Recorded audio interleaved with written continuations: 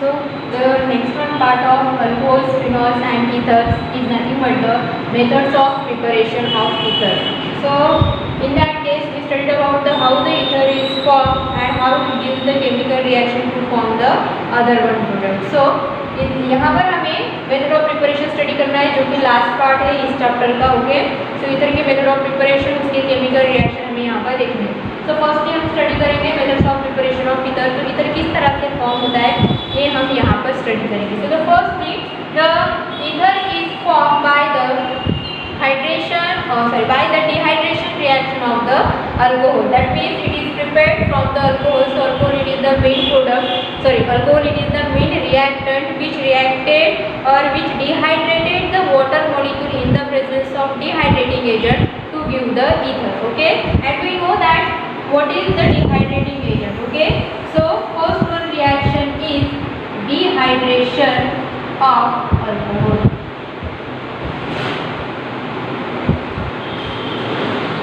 Okay, and dehydration means what? Removal of water. और water किसके presence में remove होता है? Water रिमूव होता है dehydrating agent के प्रेजेंस में. In the presence of dehydrating agent, water is removed. So which dehydrating agent we can use here? So basically concentrated H2SO4.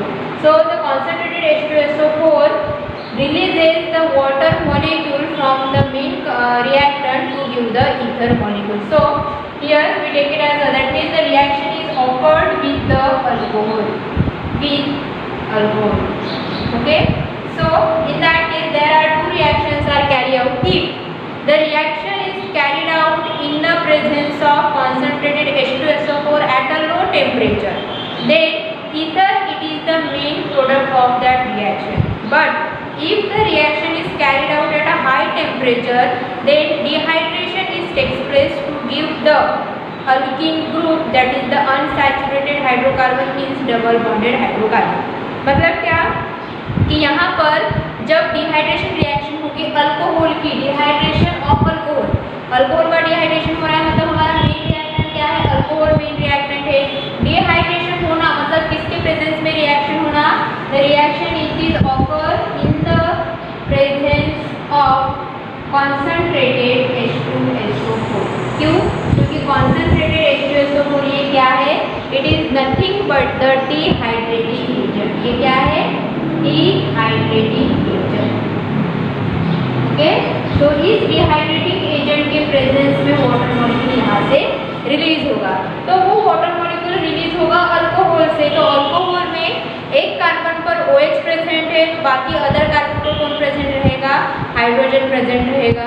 तो वहाँ से OH एक कार्बन पर से बेसिकली अल्फा कार्बन पर से OH निकलेगा और बीटा कार्बन पर से हाइड्रोजन निकलेगा, जो हमने एलिमिनेशन रिएक्शन में स्टडी किया है. तो यहाँ पर OH और हाइड्रोजन जब निकलेगा तो वाटर मॉलिक्यूल रिमूव होगा. वाटर मॉलिक्यूल रिमूव होते ही वहाँ पर जो कंपाउंड है वो कंपाउंड डबल बॉन्ड फॉर्म करेगा और अनसैचुरेटेड अल्कीन या फिर अनसैचुरेटेड हाइड्रोकार्बन या फिर double bonded hydrocarbon, that means alkene ENE. Okay, ये compound as a product form होगा. अल्सो हम यहाँ पर किसकी स्टडी कर रहे हैं? ईथर की. मतलब यहाँ पर method of preparation of ether study किया जा रहा है. तो यहाँ पर प्रिपेयर क्या होना चाहिए? मतलब प्रोडक्ट क्या होना चाहिए? ईथर होना चाहिए. तो ईथर भी फॉर्म होगा बट कंडीशन है रिएजेंट या फिर एजेंट वही रहेगा कॉन्सेंट्रेटेड H2SO4, रिएक्टेंट भी वही रहेगा, सिर्फ क्या डिफरेंस रहेगा? टेम्परेचर. अगर ये रिएक्शन हायर टेम्परेचर पर हुई तो डबल बॉन्डेड हाइड्रोकार्बन फॉर्म होगा, और अगर ये रिएक्शन लोअर टेम्परेचर पर हुई तो हमारा जो मेन प्रोडक्ट है ईथर, वो ईथर एज अ प्रोडक्ट वहाँ पर फॉर्म होगा. Okay, so there is two reaction is carried out. So we take it as ethyl alcohol CH3CH2OH which is the main reactant here. अब देखो यहाँ पर हम इसको अल्फा और बीटा के मैटर में लिखेंगे. कार्बन 2 है, कार्बन पे जिस कार्बन पे OH ग्रुप प्रेजेंट है वो वाला कार्बन कौन सा होगा? अल्फा होगा. बाकी बॉन्ड हाइड्रोजन से ऑक्युपाई रहेंगे दोनों भी कार्बन. ओके, तो ये वाला जो कार्बन हमें दिखाई दे रहा है, this one carbon is nothing but the alpha carbon. तो अल्फा कार्बन के जस्ट एडजेसेंट वाला जो कंपाउंड रहेगा, कार्बन रहेगा, वो कार्बन कौन सा रहेगा? बीटा कार्बन रहेगा. सो जब ये रिएक्शन हायर टेम्परेचर पर एज वेल टेम्परेचर पर होगी तो क्या होगा, that is there is a two reaction is occur in the presence of dehydrating agent. So we take it as a concentrated H2SO4 and the reaction is carried out. First one is a 413 Kelvin temperature and second one reaction is carried out with the concentrated H2SO4 at high temperature, that is 433 Kelvin. Okay, so यहाँ पर जो temperature है वो lower temperature है और यहाँ पर जो टेम्परेचर है वो हायर टेम्परेचर है। तो लोअर टेम्परेचर पर क्या होगा, यहाँ पर कंपाउंड फॉर्म होगा। तो लोअर टेम्परेचर पर हमें जो रिएक्टेंट लगेगा वो रिएक्टेंट 2 मॉलिक्यूल में लगेगा। मतलब हम रिएक्शन को अगर लिखना चाहेंगे तो हमें पहले एट लोअर टेम्परेचर स्टडी करना पड़ेगा और उसके बाद हमें एट हायर टेम्परेचर स्टडी करना पड़ेगा, क्योंकि नंबर ऑफ मॉलिक्यूल्स दोनों रिएक्शन में डिफरेंट है। Okay, so the reaction with alcohol at lower temperature. Okay, so in that case अब यहाँ पर CH OH प्रेजेंट है। अब यहाँ पर the reaction is carried out in the presence of concentrated H2SO4 and the temperature which is required here is 140 kelvin. Okay, अब यहाँ पर क्या फॉर्म होगा, ईथर फॉर्म होगा। At lower temperature ether is produced. Okay, किस तरह से ether produced होगा यहाँ पर, तो यहाँ पर लोअर टेम्परेचर पर हमें कितने मॉलिक्यूल ऑफ इथिल अल्कोहल लगेंगे, 2 मॉलिक्यूल ऑफ इथिल अल्कोहल लगेंगे। तो हम यहाँ पर अल्फा बीटा ना दिखाते हुए directly CH3 bond CH2 bond OH, और यहाँ पर कितने मॉलिक्यूल लगेंगे, हमें 2 मॉलिक्यूल लगेंगे। अब 2 मॉलिक्यूल लगेंगे तो दोनों ही मॉलिक्यूल को सेपरेट मैनर में लिखो, CH2 OH, तो दूसरा वाला इस मैनर में OH bond CH2 bond CH2। Okay, इस तरह से हमने लिखा है। तो कॉन्सेंट्रेटेड H2SO4 प्रेजेंट है, मतलब डिहाइड्रेटिंग एजेंट प्रेजेंट है। मतलब यहाँ पर क्या लॉस होगा, वाटर मॉलिक्यूल लॉस होगा दोनों भी रिएक्शन में, एट लोअर टेम्परेचर रहे या फिर एट हायर टेम्परेचर रहे, दोनों भी जगह पर वाटर ही लॉस होगा। तो यहाँ पर वाटर कौन सा लॉस होगा, देखो एक मॉलिक्यूल में से हाइड्रोजन निकलेगा तो दूसरे मॉलिक्यूल में से हाइड्रोक्साइड निकलेगा, इस मैनर। ओके, तो यहाँ से मतलब एक जगह पर ऑक्सीजन और हाइड्रोजन के बीच का बॉन्ड ब्रेक हो रहा है तो दूसरी जगह पर कार्बन और ऑक्सीजन के बीच का बॉन्ड ब्रेक हो रहा है। तो यहाँ पर वाटर मॉलिक्यूल निकलेगा तो इस पर माइनस चार्ज आएगा और यहाँ से OH निकल रहा है मतलब इस पर पॉजिटिव चार्ज आएगा। तो ये जो कार्बन प्रेजेंट है यहाँ पर, ये कार्बन डायरेक्टली इस ऑक्सीजन से लिंक होगा और लिंक होने के बाद यहाँ पर कंपाउंड फॉर्म होगा CH3 CH2 और वो को डायरेक्टली कौन अटैच होगा, CH2 और CH3, और साइड प्रोडक्ट क्या निकलेगा हमारा, water molecule as a side product निकलेगा। तो यहाँ पर इस साइड में अल्किल ग्रुप प्रेजेंट है, इस साइड में अल्किल ग्रुप प्रेजेंट है और बीच में ऑक्सीजन, मतलब ये कौन सा कंपाउंड हुआ, ether. And the name of compound, यहाँ पर जो कंपाउंड प्रेजेंट है वो कौन सा है, C2H5, कार्बन 2 और हाइड्रोजन 5, और यहाँ पर भी कार्बन 2 हाइड्रोजन 5, मतलब इसको हम क्या बोलते हैं, ethyl group. The name of compound is diethyl ether. Okay, तो इस रिएक्टर को एक ही मैनर में या फिर 2 इंटीजर लिखने से अच्छा है कि आप इसको इस मैनर में लिखो ताकि आपको ये रिएक्शन क्लियरली यहाँ पर समझ सके। Okay, so we write the in that manner reacted in that manner CH3 bond CH2 bond OH plus OH bond CH2 bond CH3 in the presence of concentrated H2SO4 at 413 Kelvin। So यहाँ पर क्या निकलेगा, water molecule यहाँ से निकलेगा। तो ये negative charge, ये positive charge, both are combined together, so it gives the diethyl ether at a lower temperature। Okay, now the next one reaction is that the reaction which is carried out at a higher temperature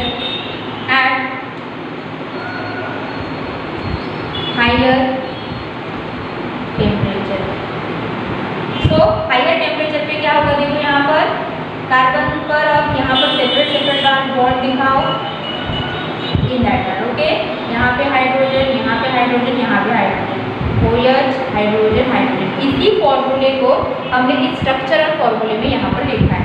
तो यहाँ पर 2 carbon present है, जिस carbon पर hydroxy group present रहेगा वो alpha carbon होगा, और जिस कार्बन पर हाइड्रोजन अटैच रहेगा मतलब अल्फा के एडजेसेंट वाला जो कार्बन रहेगा वो बीटा कार्बन रहेगा यहाँ पर। सो हमें पता है कि जब अल्फा और बीटा कार्बन रहते हैं तो वहाँ पर beta elimination reaction carry out होती है। तो अल्फा कार्बन पर से OH निकलेगा और बीटा कार्बन पे से हाइड्रोजन निकलेगा। ओके, मतलब यहाँ पर जो प्रोडक्ट या साइड प्रोडक्ट निकल रहा है वो कौन सा है, यहाँ से एक कार्बन पर से H जा रहा है, दूसरे कार्बन पर से OH जा रहा है। तो कार्बन इस बीटा कार्बन की वैलेंसी भी कम हो रही है एक, और यहाँ पर अल्फा कार्बन की भी वैलेंसी लॉस हो रही है। ओके, तो लॉस होने के बाद दोनों भी क्या करेंगे, आपस में ये जो एक एक इलेक्ट्रॉन दोनों के पास बचा है, this electron shared by this two electron to make the bond between them. Okay, ये दोनों भी इलेक्ट्रॉन एक दूसरे के साथ शेयर होकर यहाँ पर क्या फॉर्म होगा, डबल बॉन्ड फॉर्म होगा। So the reaction here we take it as a concentrated H2SO4 but the temperature is 453 or 443 Kelvin. We take it as a 443 Kelvin, but temperature is greater than that one reaction. Okay, and the product is यहाँ पर क्या form होगा, अब इस carbon पर कितने hydrogen बचे, 2 hydrogen, और कार्बन के बीच में क्या फॉर्म हो रहा है, डबल बॉन्ड, और इस कार्बन पर भी कितने हाइड्रोजन बचे, 2 hydrogen. So the compound is form that is ethene, मतलब डबल बॉन्डेड हाइड्रोकार्बन यहाँ पर फॉर्म हुआ।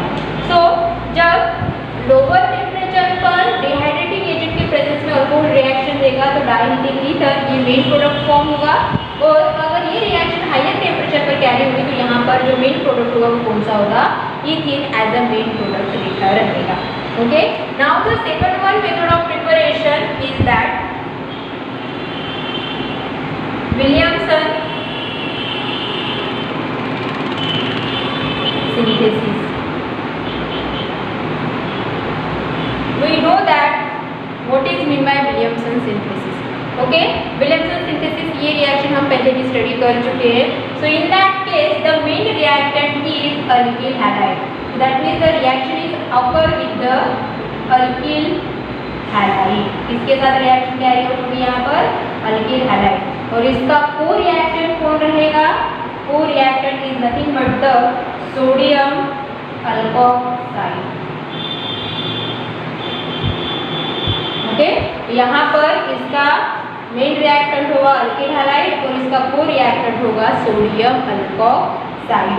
सो this compound form the ether and this Williamson synthesis is also called as the etherification reaction. Okay, so here we write the reaction. तो सबसे पहले alkyl halide का formula कोई भी एक अल्किल हैलाइड को यहाँ पर C2H5CN प्लस सोडियम अल्कोक्साइड का फॉर्मूला क्या है, Na bond O bond CH3। यहाँ पर आप कोई भी अल्किल ग्रुप ले सकते हो। तो अल्किल हैलाइड यहाँ पर इसका नेम क्या होगा, इथाइल क्लोराइड, और यहाँ पर इसका नेम क्या होगा, सोडियम मिथॉक्साइड। क्यों, क्योंकि यहाँ पर मिथाइल ग्रुप प्रेजेंट है इसलिए। ओके, अब इथाइल क्लोराइड और सोडियम मिथॉक्साइड प्रेजेंट है और रिएक्शन होगी in the presence of dry ether. Okay, अब देखो यहाँ पर Na प्रेजेंट है, यहाँ पर Cl प्रेजेंट है, तो इसमें से क्या निकलेगा, NaCl as a side product बाहर निकलेगा। अरे हाँ, यहाँ पर क्या निकलेगा, water molecule as a side product निकलेगा। ओके, हाँ, सो लाइकवाइज यहाँ पर क्या निकलेगा, NaCl ये एज अ साइड प्रोडक्ट निकलेगा, और NaCl निकलने के बाद बचा कौन, यहाँ से C2H5 बचा, इसका एक बॉन्ड खाली है, उसी तरह से OCH3 यहाँ से बॉन्ड ब्रेक कर रहा है, तो यहाँ पर ऑक्सीजन का बॉन्ड खाली है और यहाँ पर कार्बन का बॉन्ड खाली है, तो यहाँ पर ये ऑक्सीजन और कार्बन एक दूसरे के साथ कंबाइन होंगे और फॉर्म करेंगे कंपाउंड ये वाला। Okay, so this one is ethyl methyl ether. Okay, तो यहाँ पर विलियमसन सिंथेसिस के थ्रू सिमेट्रिकल ईथर भी फॉर्म हो सकता है, अनसिमेट्रिकल ईथर भी फॉर्म हो सकता है। अगर आप यहाँ और यहाँ सेम अल्किल ग्रुप लोगे तो यहाँ पर सिमेट्रिकल ईथर फॉर्म होगा, और अगर यहाँ पर डिफरेंट अल्किल ग्रुप लोगे तो यहाँ पर डिफरेंट यहाँ पर मिक्स्ड ईथर फॉर्म होगा, जो हम अल्फाबेटिकल ऑर्डर में वहाँ पर लिखेंगे। But This reaction again has a limitation. If we take it as a primary alkyl halide, क्योंकि यहाँ पर अल्कोक्साइड और अल्किल हैलाइड प्राइमरी भी हो सकता है, सेकेंडरी भी हो सकता है और टर्शरी भी हो सकता है। तो कौन किसके साथ, मतलब प्राइमरी की रिएक्शन अगर टर्शरी के साथ हुई तो क्या प्रोडक्ट फॉर्म होगा, और टर्शरी की रिएक्शन अगर प्राइमरी के साथ हुई तो क्या फॉर्म होगा, ये हम यहाँ पर डिसाइड कर सकते हैं। सो it has a two limitation and how the product is formed or similar to that this one. Okay, जैसे यहाँ पर हायर टेम्परेचर पर ईथर फॉर्म हो रहा है और लोअर टेम्परेचर पर अल्कीन फॉर्म हो रहा है, उसी तरह से अगर इनका प्राइमरी और टर्शरी नेचर अगर एक्सचेंज हुआ तो उसके अकॉर्डिंग उसका प्रोडक्ट वहाँ पर फॉर्म होगा। तो ये रिएक्शन हम यहाँ पर देखेंगे किस तरह से ये कंपाउंड ईथर देगा और किस तरह से यहाँ पर ये अल्काइड मतलब अनसैचुरेटेड कंपाउंड फॉर्म करेगा। Okay,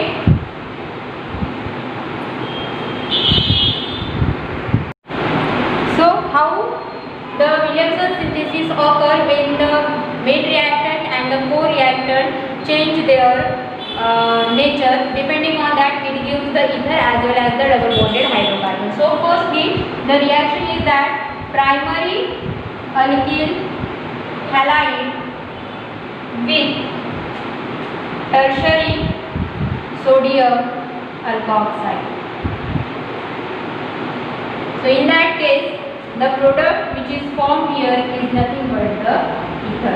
Okay, so primary alkyl halide का कोई भी alkyl halide यहाँ पे ले सकते हो, for example CH3 and tertiary sodium alkoxide है, मतलब यहाँ पर tertiary कार्बन होना चाहिए। ओके, tertiary कार्बन मतलब जो तीन कार्बन अल्काइल ग्रुप को अटैच हो सके, और यहाँ पर ON, राइट। तो ये वाला जो अल्कोक्साइड ग्रुप है ONA, ओके, तो ये alkoxide group, this one is the primary which is called as the methyl iodide. Okay, and the name of that compound is tertiary sodium. अब यहाँ पर कितने कार्बन है, 5 कार्बन है, तो नेम क्या होगा, ब्यूटॉक्साइड।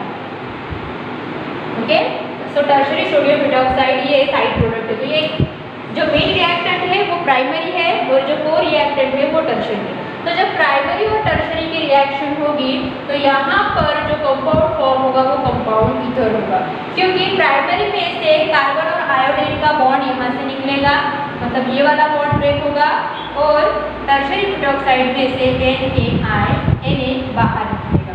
तो Na और I ये साइड प्रोडक्ट का रोल प्ले करेंगे, और यहाँ पर कार्बन I निकलने की वजह से कार्बन पर पॉजिटिव चार्ज आएगा, क्योंकि यहाँ पर टर्शरी सोडियम ब्यूटॉक्साइड ये स्ट्रॉन्ग होने की वजह से ये ऑक्सीजन को रिलीज नहीं करेगा, वो सोडियम मेटल को ही रिलीज करेगा।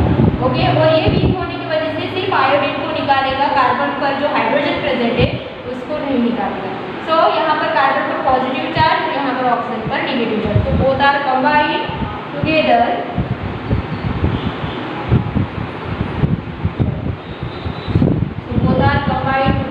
टू गिव यहाँ पर CH3 O और CH3 मतलब यहाँ पर जो कंपाउंड फॉर्म हुआ है, the name of that compound इस कंपाउंड का नेम क्या है, अगर हम इसका कॉमन नेम लिखेंगे, इसका कॉमन नेम क्या आएगा, इस साइड में मिथाइल ग्रुप प्रेजेंट है और इस साइड में कौन सा ग्रुप प्रेजेंट है, आइसोब्यूटाइल ग्रुप प्रेजेंट है। सो मिथाइल पहले आएगा या आइसोब्यूटाइल, आइसोब्यूटाइल पहले आएगा। So the name of that compound is isobutyl methyl ether. Okay, और अगर इसका आईयूपीएसी नेम कंसीडर करेंगे तो इसको हम मिथॉक्सी बोलेंगे और इस कंपाउंड को अल्केन का नाम देंगे। यहाँ पर कंपाउंड क्या होगा, अब मिथॉक्सी ग्रुप, ये पहला कार्बन, ये दूसरा कार्बन, ये तीसरा कार्बन, राइट। और यहाँ पर कौन से कार्बन पर मिथॉक्सी ग्रुप अटैच है, सेकंड कार्बन। तो नेम क्या होगा इसका, 2-मिथॉक्सी 2-मिथाइल, और उसके बाद इसका नाम क्या होगा यहाँ पर,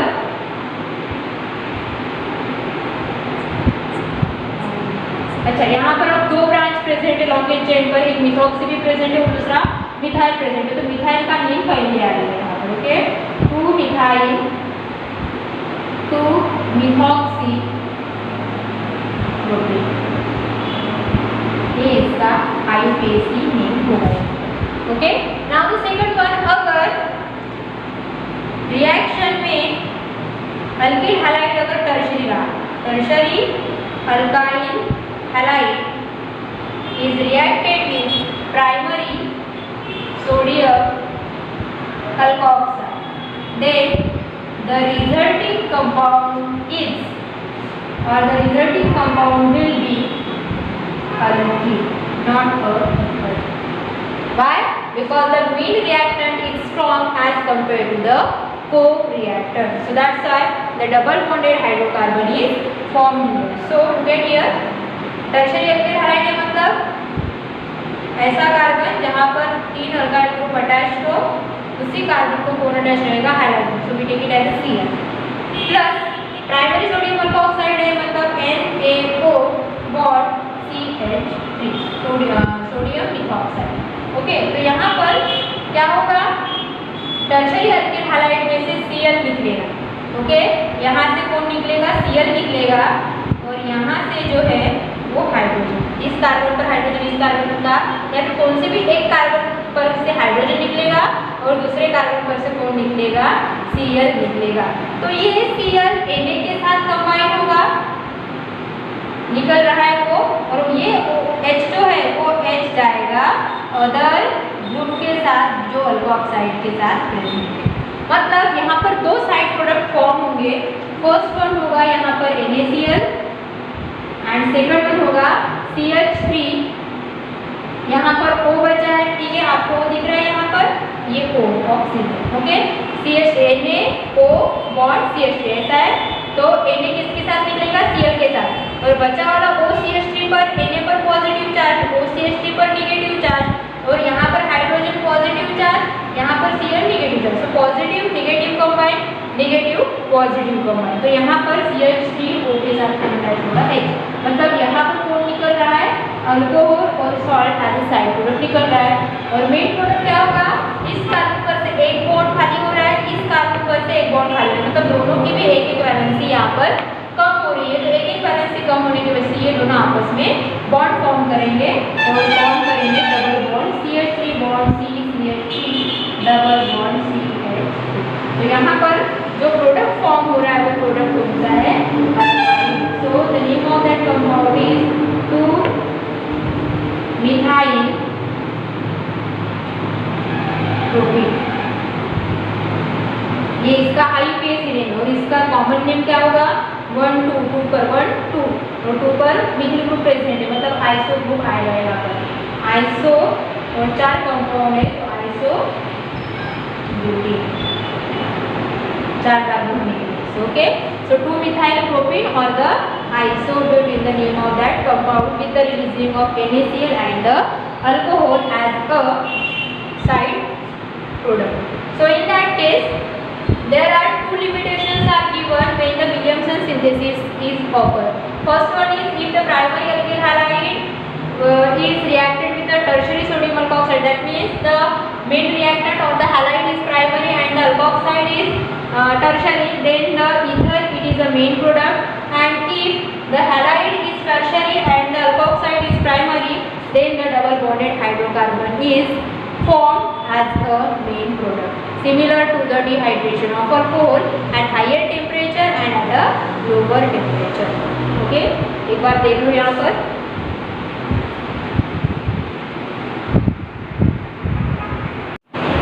The next one is chemical reactions of ether.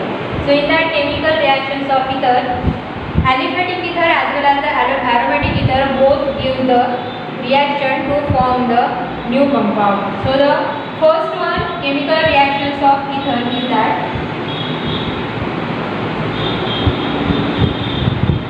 laboratory test. Okay, so in that laboratory test, this ether compound is reacted with the concentrated H2SO4 to form the oxonium ion, because the oxygen present in the ether, it is it has tendency to give the protonation reaction. That means it has tendency to accept the hydrogen from the acidic compound, and this reaction is carried out to form the oxonium ion. So this one is called as the laboratory test of ether, or simply we can say that the laboratory test of ether.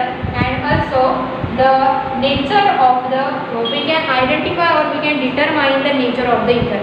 So how the ether is neutral, it is distinguished on the basis of that reaction, or also how the ether is differentiated from the hydrocarbon, it can be determined or it can be identified on the basis of that test.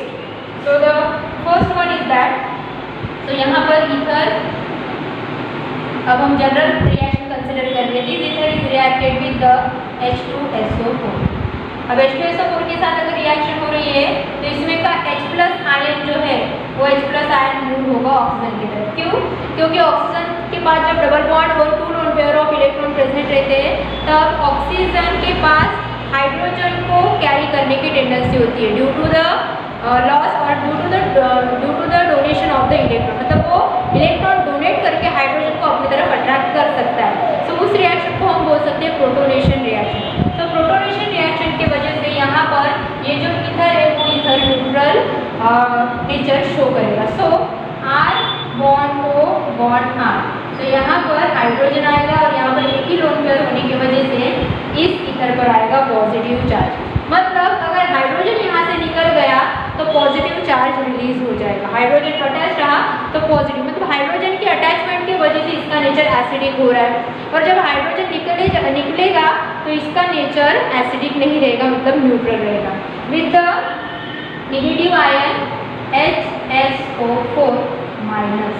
Okay, so this test differentiate the ether which is different from the hydrocarbon.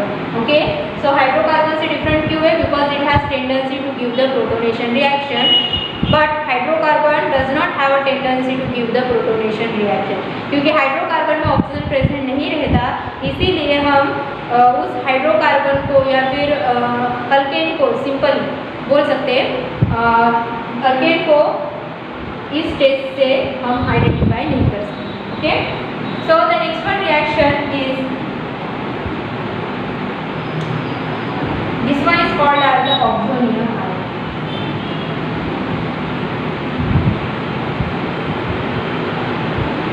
Okay, so the second one reaction is of, अब इधर की reaction किसके साथ हो सकती है यहाँ पर? So it is reacted with the hot concentrated H2SO4. So the reaction is carried out with hot concentrated H2SO4. Okay, यहाँ पर भी है कॉन्सेंट्रेटेड रिएक्शन के साथ, बट यहाँ पर ऑक्सोनियम आयन फॉर्म कर यहाँ पर हम ये आइडेंटिफाई कर सकते हैं how it is different from the hydrocarbon. Second one reaction with the hot concentrated H2SO4. तो यहाँ पर जब H2SO4 के साथ रिएक्शन होगी in hot, so the reaction is carried out in nothing but the hydrolysis reaction. That means this hot concentrated H2SO4 is nothing but the reagent which is used to carry out the hydrolysis reaction. So in that case, ether is reacted with the water molecule in the presence of hot dilute H2SO4 undergoes hydrolysis to give the product. So the reaction in which R bond O bond R, it may be similar, that means it is a symmetrical, it may be symmetrical ether or it may be unsymmetrical ether. अगर symmetrical ether रहा तो हम यहाँ पर example लेंगे CH3 bond O bond CH3, ये symmetrical ether है. दूसरा unsymmetrical ether लेंगे यहाँ पर हम CH3O C2H5. So both the reaction is carried out with the water, क्योंकि यहाँ पर हाइड्रोलिसिस रिएक्शन हो रही है. तो बेसिकली ether न्यूट्रल है, न्यूट्रल होने की वजह से ना ही हम यहाँ पर बेस यूज़ नहीं कर सकते. जहाँ पर एसिड कंपाउंड होगा वहाँ पर हम न्यूट्रलाइज करने के लिए, हाइड्रोलिसिस करने के लिए बेस का यूज़ करेंगे. बट जहाँ पर कंपाउंड न्यूट्रल फॉर्म में प्रेजेंट है रिएक्टेंट, वहाँ पर हमें वाटर के थ्रू ही हाइड्रोलिसिस करना पड़ेगा. तो हम यहाँ पर वाटर ले रहे हैं. अब वाटर लेने के बाद कॉन्सेंट्रेटेड H2SO4 के प्रेजेंस और मतलब hot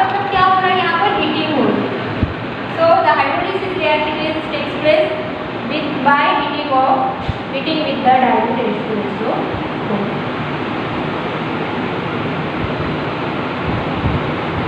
Okay, so this symbol is for the heating. So here the compound is formed. देखो यहाँ पर कार्बन ऑक्सीजन के साथ लिंक्ड है दोनों भी साइड से, ऑक्सीजन कार्बन, तो इसमें से एक बॉन्ड ब्रेक होगा क्योंकि हम हीटिंग कर रहे हैं, तो हीटिंग करने की वजह से बॉन्ड इजीली ब्रेक होगा। तो कौन से भी ऑक्सीजन और कार्बन के बीच का बॉन्ड ब्रेक करिए यहाँ पर इलेक्ट्रॉन। ओके, तो यहाँ पर ऑक्सीजन और CH3 कौन सा चार्ज लेंगे, माइनस चार्ज। ओके, और यहाँ पर जो CH3 प्रेजेंट है वो पॉजिटिव चार्ज लेगा। सिमिलरली C2H5 पॉजिटिव चार्ज लेगा, ऑक्सीजन नेगेटिव चार्ज लेगा। तो वाटर में ये पॉजिटिव ये नेगेटिव, ये पॉजिटिव ये negative, right. So positive negative के पास जाएगा, नेगेटिव पॉजिटिव के पास जाएगा। तो यहाँ पर प्रोडक्ट क्या फॉर्म होगा, CH3O, O नेगेटिव है, तो O के पास कौन जाएगा, H जाएगा, प्लस दूसरा कौन है CH3 जो कि पॉजिटिव है, उसके पास कौन जाएगा, OH। तो यहाँ पर ये जो दोनों भी अल्कोहल फॉर्म हो रहे हैं, these alcohol are similar due to the symmetrical ether. Okay, और इन दैट केस अब देखो यहाँ पर अगेन CH3O नेगेटिव है, H जाएगा, उसके बाद C2H5, तो यहाँ पर OH जाएगा, प्लस है तो OH जाएगा।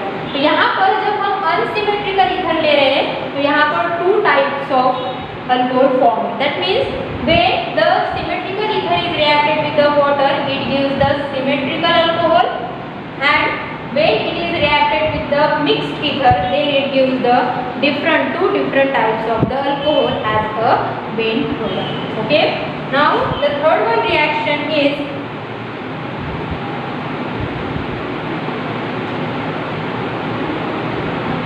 with PCl5, इसके साथ रिएक्शन हो रही है। नेक्स्ट वन PCl5 के साथ रिएक्शन हो रही है।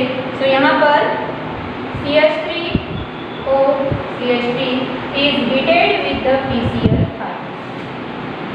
ओके, सो यहाँ पर ऑब्वियसली अब हाइड्रोजन एटम प्रेजेंट है और यहाँ पर अल्काइल ग्रुप प्रेजेंट है, तो ऑक्सीजन के साथ Cl अटैच नहीं हो सकता। ओके, तो यहाँ पर दोनों भी कार्बन ऑक्सीजन बॉन्ड यहाँ पर ब्रेक होंगे, मतलब ये वाला बॉन्ड भी ब्रेक होगा, यहाँ पर ये वाला बॉन्ड भी ब्रेक होगा। तो यहाँ पर हमें कितने अल्काइल ग्रुप मिल रहे हैं, दो अल्काइल ग्रुप मिल रहे हैं CH3। बॉन्ड ब्रेक होने की वजह से यहाँ पर कौन सा चार्ज आएगा, पॉजिटिव चार्ज आएगा।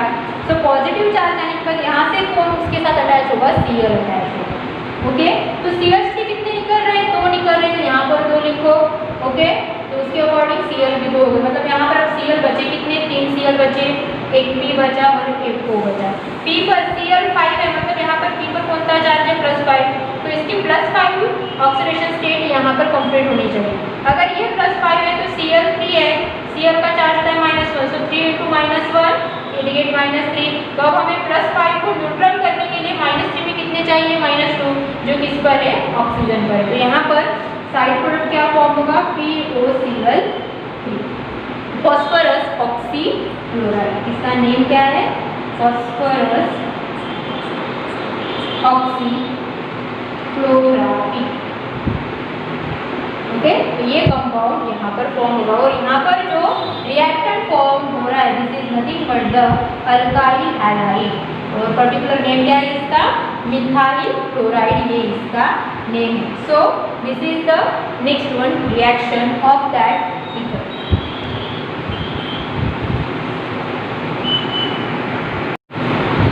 Next one chemical reaction of ether is carried out with cold hydrogen halide HI and HBr. Okay, hydrogen halide में सिर्फ HI and HBr has tendency to react with the ether to give the compound. तो यहाँ पर hydrogen halide जो कि cold भी हो सकता है हॉट, तो कोल्ड मैनर में जब रिएक्शन होगी तो 1 molecule of alkyl halide and 1 molecule of alcohol form होगा।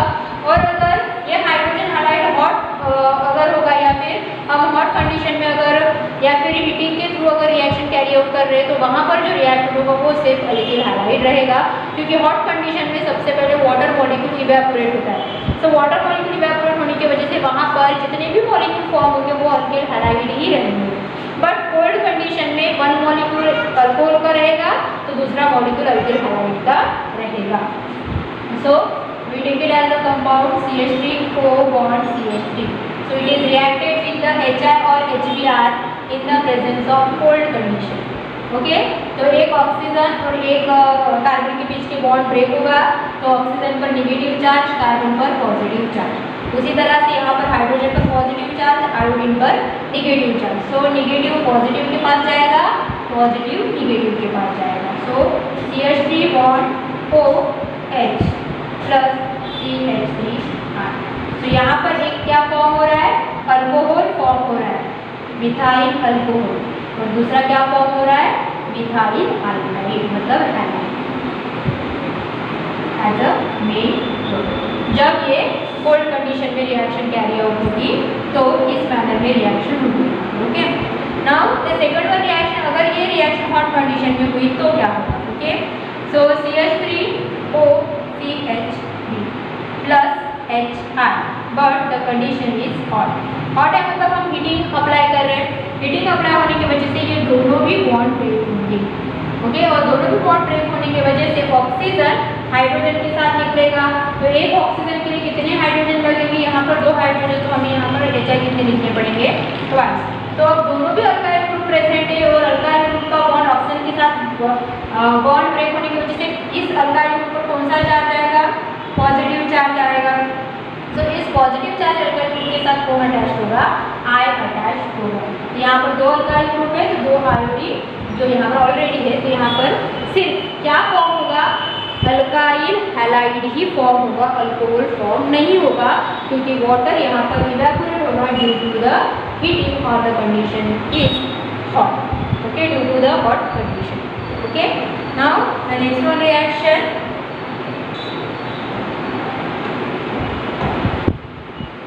with now the next one reaction is carried out with the aromatic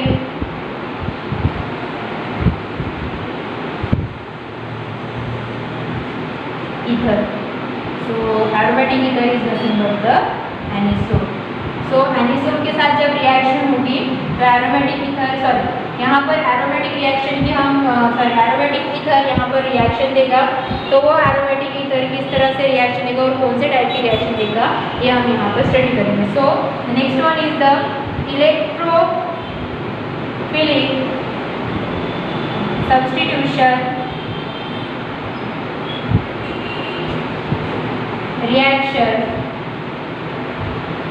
of anisole. Anisole क्या है ये, this one is the aromatic ether. और anisole का जो chemical name है वो chemical name क्या है यहाँ पर, anisole has the chemical name is methyl phenyl. Okay so the name of that compound is methyl phenyl ether, or simply we can say that the alkyl aryl ether. Okay so anisole reaction देगा electrophilic substitution reaction।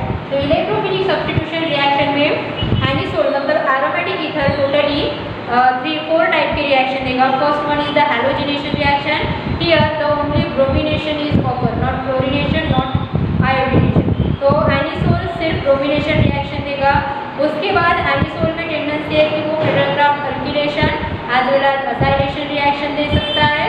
And the fourth one reaction is the nitration reaction which is carried out with that anisole. So the first one reaction of that anisole is that bromination reaction. Bromination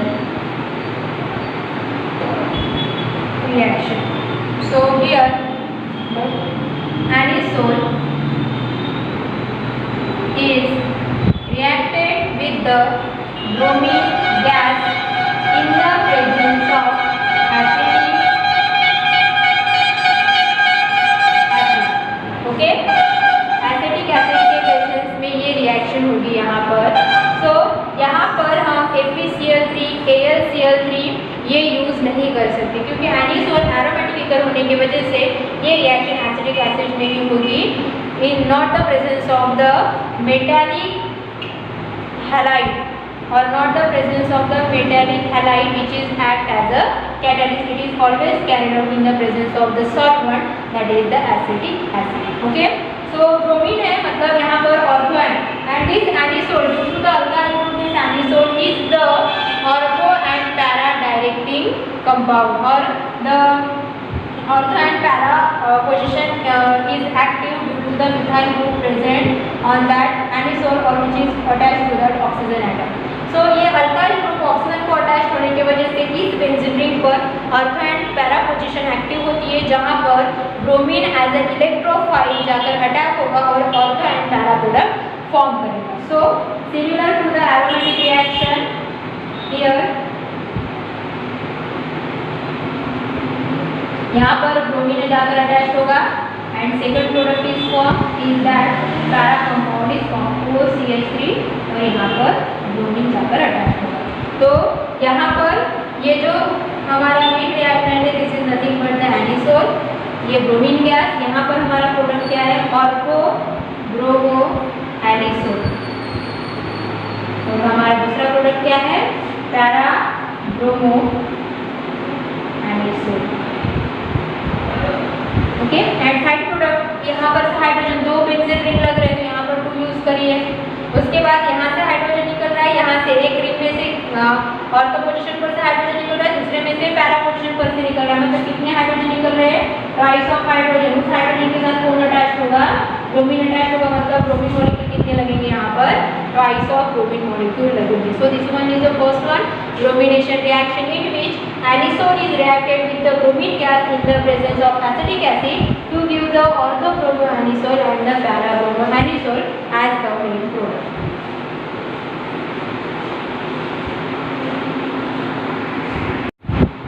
The next one, electrophilic substitution of anisole, that is the aromatic ether, is that Friedel-Crafts reaction. तो यहाँ पर 2 reaction है, एक अल्किलेशन reaction, एक acylation. तो यहाँ पर इधर अल्किल हालाइड के साथ रिएक्शन देगा और यहाँ पर अल्किलेशन रिएक्शन कैरी आउट होगी, और दूसरा एसिटिल क्लोराइड के साथ रिएक्ट होकर एसिटिलेशन रिएक्शन यहाँ पर कैरी आउट होगी.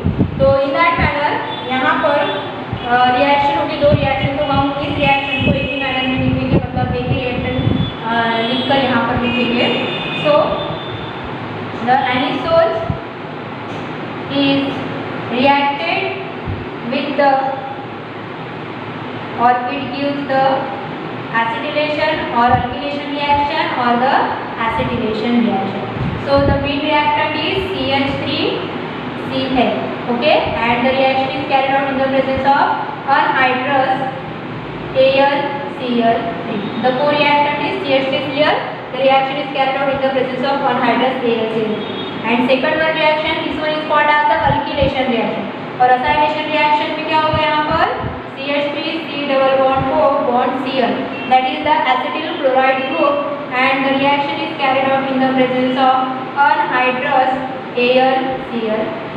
Okay, so the product is that ortho and para product is formed here.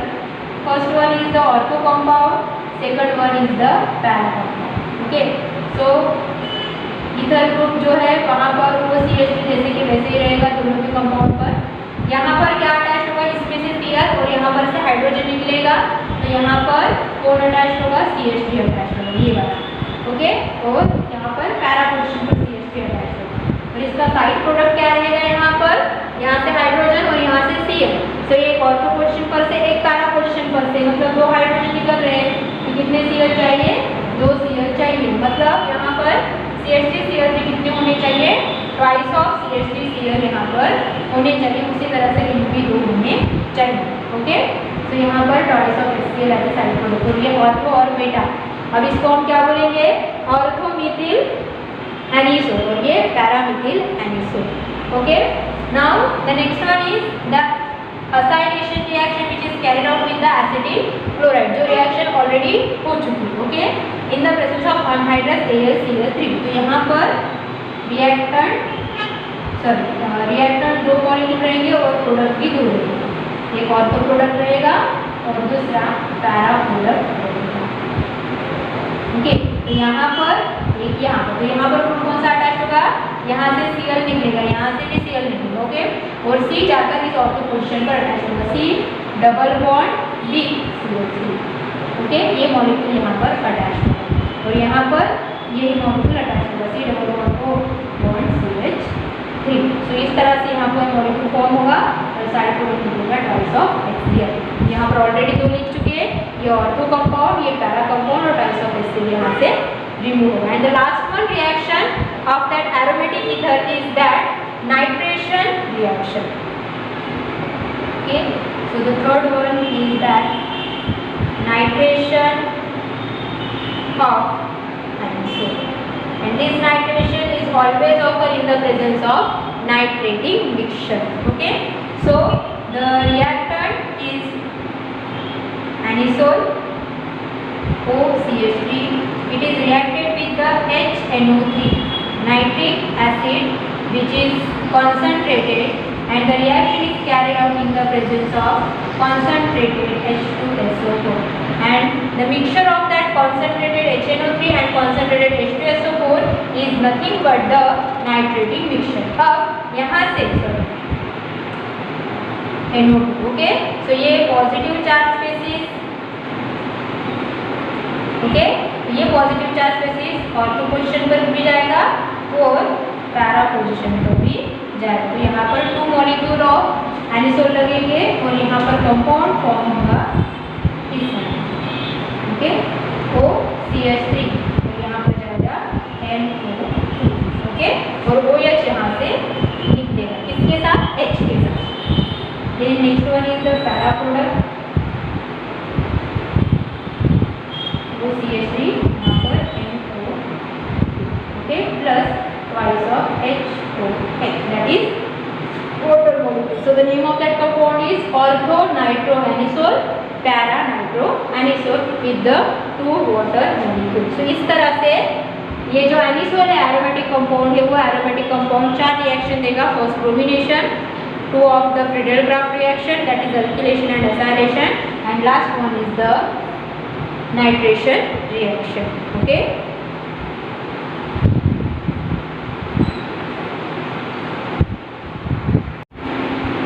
Now the last one topic of that chapter is that uses of alcohols, phenols and ethers. Okay, तो alcohol, phenol और ether का हमारा daily life में क्या use है ये हम यहाँ पर देखेंगे। 2-3 यूज़ आपके टेक्स्ट बुक में दी गए हैं, फिर भी मैं यहाँ पर एक्सप्लेन कर रही हूँ। First one is alcohol, in that 2 alcohols is most important. First one is the methyl alcohol and second one is the ethyl alcohol. So what is the use of the methyl alcohol and the ethyl alcohol? So methyl alcohol it is used as the solvent of, इसका use होगा यहाँ पर methyl alcohol, it is used as a solvent for paint and vanishes, इसके लिए use होगा ये। It is used as the solvents for paints and vanishes. And the second one is that ethyl alcohol. This ethyl alcohol it is used as the anti-freeze agent for automobile radiator. क्या कर ये use होगा इसका? So ethyl alcohol it is nothing but the anti freeze agent for the automobile radiator. So automobile radiators में इसका role anti freeze agent का मतलब freezing को एंटी मतलब अपोजिट, फ्रीज करना मतलब ठंडा करना। सो ऑटोमोबाइल रेडिएटर्स में किसी भी मटेरियल को मतलब उस रेडिएटर्स को, हमें पता है रेडिएटर्स मतलब क्या, जिसमें रेडियो एक्टिव स्पेसिस यूज हो सकता है या फिर जिसमें से रेडिएशन बाहर निकल सकते हैं। ओके, तो वहाँ पर एंटी फ्रीज एजेंट का रोल वो प्ले करता है। तो एंटी फ्रीज एजेंट मतलब ये क्या है कि वो कूल जो एटमॉस्फेयर है उस कूल एटमॉस्फेयर को हॉट एटमॉस्फेयर में कन्वर्ट करने की कोशिश करता है for this ethyl alcohol. So this is called as the anti freeze agent for the automobile radiators. Okay, now the next one is that phenol. यहाँ पर सिर्फ 2 ही यूजेस दिए गए हैं, methyl alcohol and ethyl alcohol के। Now the second one is that the uses of the phenols. Okay, तो phenol के यूजेस क्या है? सबसे पहले if the phenol is present in the dilute, then it is used as a antiseptic. अगर phenol dilute manner में present है, so it is used as antiseptic. Antiseptic मतलब जैसे टर्मरिक पाउडर होता है, डेटॉल होता है, this one used as the antiseptic. उसी तरह से अगर फिनॉल डाइल्यूट मैनर में अगर प्रेजेंट है तो एंटीसेप्टिक का रोल प्ले करेगा, मतलब हम उसको एज एंटीसेप्टिक यूज कर सकते हैं. और अगर ये कॉन्सेंट्रेटेड मैनर में रहा, then it is used as the disinfectant. अब डिसइंफेक्टेंट मतलब क्या, जैसे हम फर्श साफ करने के लिए, जैसे आप हॉस्पिटल में देखिए, हॉस्पिटल में फिनाइल की सेंट आ रही है, it is nothing but the concentrated phenol. तो वहाँ पर हम नॉन लिविंग थिंग पर माइक्रो ऑर्गेनिज्म जो भी रहेंगे उस माइक्रो ऑर्गेनिज्म को किल करने के लिए जो सॉल्वेंट यूज़ करते हैं, वो सॉल्वेंट को हम बोल सकते हैं and disinfectant. So concentrated phenol it is used as a disinfectant when it is present in the concentrated manner, and it is used as the antiseptic when it is present in the dilute manner. So we can say that the use of the phenol is that dilute phenol is used as antiseptic in solvent. अब कौन से solvent में या फिर कौन से material में as a antiseptic कर इसको यूज कर सकते हैं. It is the antiseptic in the solvent for in the surgical operation. तो हम ये एंटीसेप्टिक इन सॉल्वेंट तो इसके लिए यूज कर सकते हैं. It is antiseptic in a surgical operation.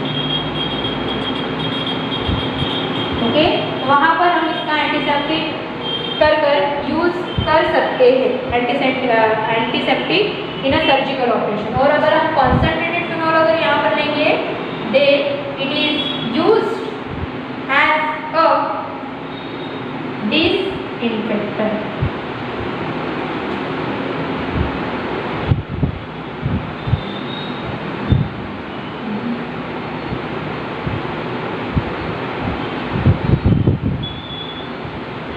So which is used to kill the micro organism on non-living things. And when we use it as antiseptic in a surgical operation, so or when it is used as the antiseptic, then it is used to kill the microorganism on the wound. मतलब अगर हमें जख्म हुई है या फिर कहीं कुछ चोट लगी है तो वहाँ पर हम इस डाइल्यूट फिनॉल को एज एंटीसेप्टिक यूज कर सकते हैं.